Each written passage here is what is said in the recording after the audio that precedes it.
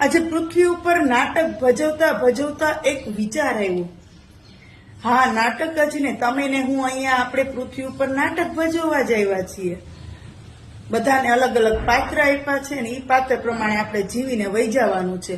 તો એક વિચાર આવ્યો કે ભગવાનની આ કેવી લીલા છે કે મોટા ભાગે લોકો પોતાના ગ્રહસ્થીમાંથી માંડ કરીને નિવૃત્ત થયા હોય અને એને એમ થાય કે હાસ હવે શાંતિથી જીવવાના દિવસો આવ્યા.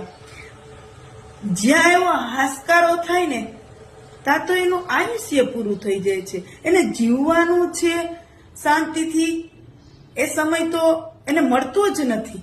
આખી જિંદગી ભાગ દોડ, સંતાનોની જવાબદારીમાંથી માંડ કરીને એને એમ થાય કે હવે જીવશું, ત્યાં સમય પૂરો થઈ જાય છે. સાચું ને?